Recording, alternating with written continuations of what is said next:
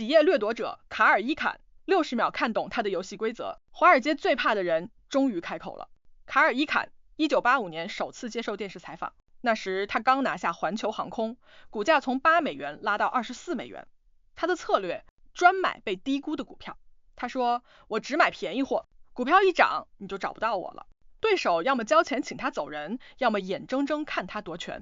他讽刺企业高层的贵族病，私人飞机、高尔夫，还有一整层空着的女子健身房。有人骂他只爱钱，他说，有人爱画画，我爱赚钱，但做对的事才让我满足。普林斯顿哲学系毕业，医学院退学，母亲气得让他别回家。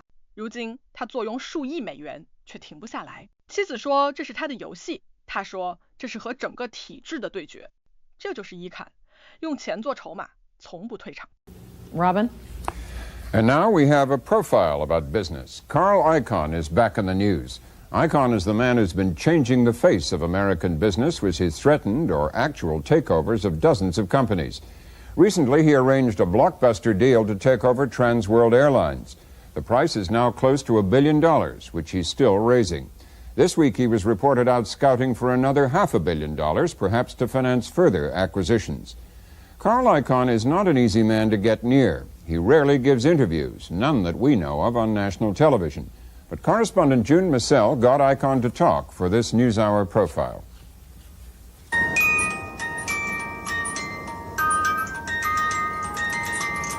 Staff gave me this toy plane to commemorate the TWA deal.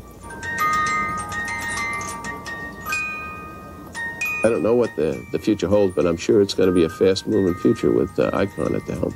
Things are going to happen that before never would have happened in this airline. Icahn is the most worthy adversary I think I've ever faced. The man's business is taking over companies. He works very, very hard at it, and he's very, very good at it. I was once the rich uncle, now he's the rich nephew. Elliot Schnall, known as Uncle Elliot, helped Carl Icahn get started. In 1968, he loaned Icahn $400,000 so he could buy a seat on the New York Stock Exchange. Icahn began with options and arbitrage.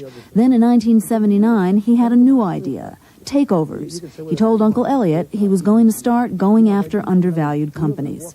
I thought he was crazy. I said, well, what do you know about undervalued companies? He says, look, I'm going to do it. I said, Carl, forget it. I think you're taking too many risks. And Carl said, in risk there is reward. And I'm going to do it. Well, he's told me I was crazy a lot of times in my life, so he's been wrong a lot of times. He told me I was crazy, so I wasn't too dismayed by that. Uncle Elliot soon changed his tune. He's been investing with Icahn ever since. Today, a wall in Icahn's office is covered with the annual reports of target companies Icahn & Company has gone after. Most of the targets fought back, either finding a more friendly suitor to merge with or paying Icahn to go away, buying back his stock at a premium price. That's called greenmail, and Icahn has been widely criticized for it. This is another horror story from a client that's TWA. But Icahn and others on Wall Street say he hasn't accepted greenmail in a while, and Icahn maintains he never asked for it, management offered. Plus, he says other stockholders sometimes benefited as well. He has a favorite story about a meeting he had with executives of a company he was buying stock in. And the investment banker said, come on outside, Carl. So I come outside with him and said, look, he said, they don't like you at all. If you start buying more stock, we're going to dilute the hell out of you. He said, now on the other side of the coin, we'll give you don't have the stock too long, we'll give you a $10 million profit to walk away. He looks at me and says, do you want some time to think about it? I said, no, I'll take the $10 million. Icahn & Company has accumulated enough capital now that they don't have to sell back. Icahn's senior vice president, Al Kingsley, is constantly on the lookout for new deals. Somewhere under all this paper sits the germ of a new idea. The Icahn strategy is to look for undervalued stocks, stocks that sell below the true value of the company. I only buy stocks that are down, related to assets. If the stock goes up, you don't see me around because there's no bargain, and I only buy a bargain. While Icahn has waged many hostile takeover battles, he's only actually taken control 3 times. But in all cases, his company has made money, as much as $25 million on a deal. The first target Icahn went after was Tappan Stove. That same year, 1979, he bought his first small company, Bayswater Realty. Next came a series of lawsuits and raids on some big names, like Marshall Field, Hammermill Paper, Dan River, and American Can. In 1984, he bought his second company, ACF, a Fortune 500 railroad car manufacturing and leasing firm. After that, more takeover battles for Phillips Petroleum, Uniroyal, and TWA. In September of '85, he signed his third merger agreement with TWA. Ironically, just 1 year earlier, TWA's in-house magazine ran a story called Who's Afraid of Carl Icahn? Apparently, they found out. TWA is Icahn's biggest coup. It's the largest international airline serving the North Atlantic. And taking it over helps Icahn change his image from being primarily a speculator in companies to someone who actually buys them. I think his reputation on one level certainly has improved. I think more people see him as a man of his word and as a credible acquirer of companies than perhaps they did a year ago. He has to be considered as a true takeover threat.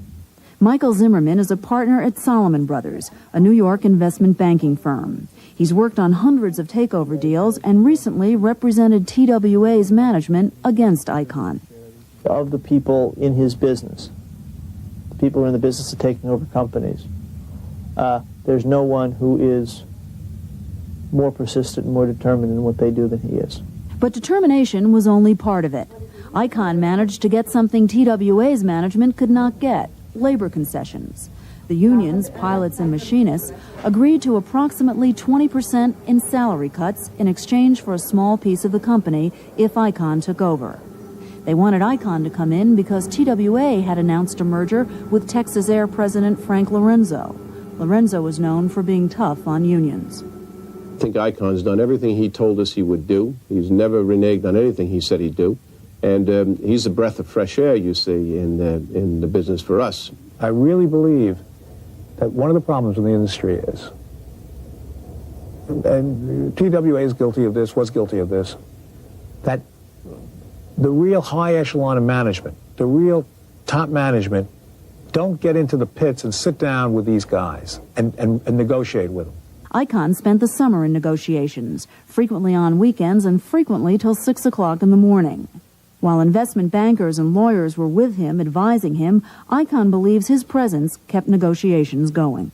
And if I weren't there to say, wait a minute, fellas, and I go to my lawyers and say, hey, fellas, now, come on, this is childish. Will you sit down? I'm paying your bill. Will you get down here? And the lawyer say, okay, Carl, sure. And then I go and I see the pilots, and I say, come on, you're being childish. So you said, the lawyer said this and you said that because, you know, you're working for 18 hours at a time. Feelings get high. But obviously I had a lot riding on this because I wanted to do it.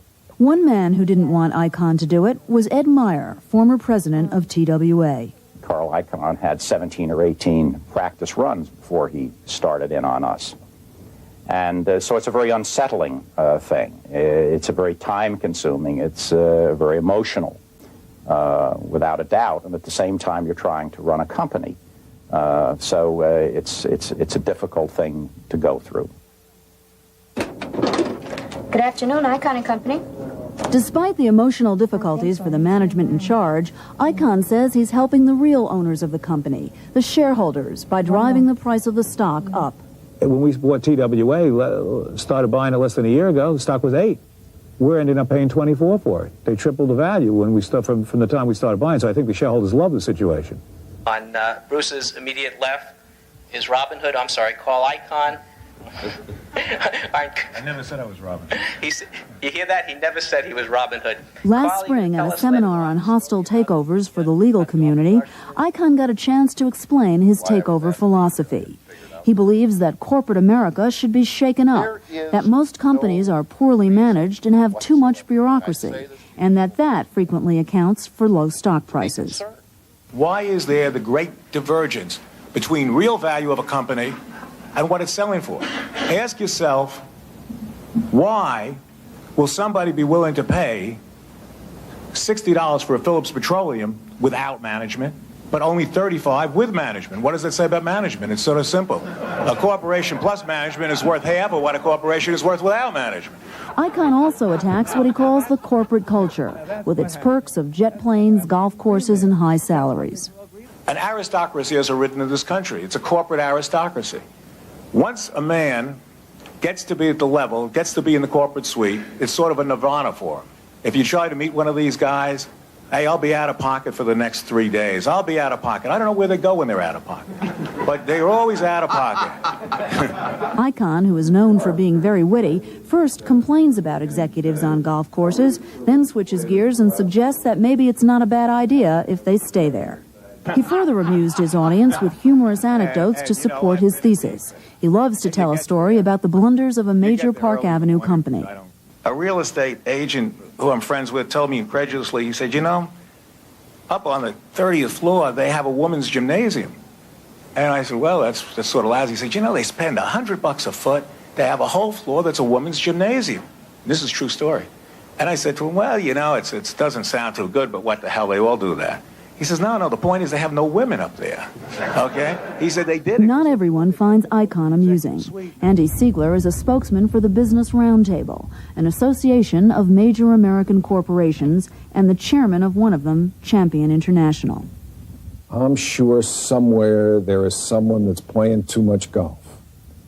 But the work ethic and the performance ethic and the pressure to perform in our economic system is very, very, very high. To say that we're all stupid, that we're out messing around, and that these particular individuals who have had absolutely no experience whatsoever of running things, I'm not talking about investing and making judgments, but running things, are making judgments that the company, the management of the larger companies in this country are at, is just crazy. Ed Meyer, the former president of TWA, thinks Icahn's philosophy is a disguise for more fundamental motivations. He's not interested in managing. He's not interested in reforming managers. He's interested in making money. You can tell he likes the game he plays. He's interested in it for that. Part of my values is to make money, and I can't change my values. I mean, some people love art, love to paint. If a great painter loves to paint, well, you can't, what do you do, criticize him because he likes to paint? Well, hell, I was born up with my values to make money. But what makes me happy or fulfilled about it is that I also believe that I'm making money by doing the right thing. Hey, how you doing? How are you? Icahn is a wealthy man today. He won't say what he's worth, but some estimate it's in the hundreds of millions. Well, you ready to hit a few, Peter? Sure. He lives on a large estate in a New York suburb and sometimes finds the time to play tennis at home with a friend. The only child of a middle-class family, Icahn did not always enjoy such prosperity. Growing up, there were no private tennis courts or English gardens to walk through. Icahn grew up in New York, here in the Bayswater section of Queens, geographically a short distance from Wall Street, but psychologically a totally different world. Neither of Icahn's parents was involved in the world of business or finance. Icahn's mother was a school teacher. His father, a lawyer and a cantor, never accomplished his real goal in life, to become a Metropolitan Opera singer. But he gave his son piano lessons, and Icahn inherited his father's love for classical music. Icahn spends many hours in his home office working and listening to music. In college, at Princeton, he was a philosophy major and won a prize for the best senior thesis, a complex work on the empiricist criterion of meaning, something Icahn says he could never understand today. What do you think's more complicated, this or putting together a TWA deal? Well, I got to tell you, looking at this, I think this is... Icahn was supposed to be a doctor, but he dropped out of medical school after 2 years and headed for Wall Street instead. What did your mother say when you dropped out of medical school? Was she disappointed? That's just a euphemism. I would say you're putting it euphemistically. What did she say? Well, you needn't come home anymore. You made the great mistake of your life. Icahn's mother is proud of him today, but Icahn feels his late father, a champion of the lower classes, might have some reservations. He would love that I'm shaking up the establishment. Love that. I mean, maybe he would say, well, what are you making all the money for? You might object to the fact that you have more money than a lot of other people. Icahn's wife is a former ballerina from Czechoslovakia. She wishes her husband would slow down instead of going from one deal to the next. Sometimes I feel there is no reason he really should work anymore. But then, where is he going to go from here? It's regular family. The husband works, and there's always something, at least financially, to look forward. They're building. I mean, here it's not. How much more if he makes? It's not going to make any difference. The point is that he doesn't need any more money. But it's the game, as he says. What do you need this for? Well, it's a good question. It's a good question. What do you think the answer is? Well, it's like in a game. I mean, the money is like the chips or the points or something. I think it's not just the money. No, it's part of the game. But you sort of really are, in a sense, fighting a very strong establishment, and it becomes exhilarating to see if you can outmaneuver them.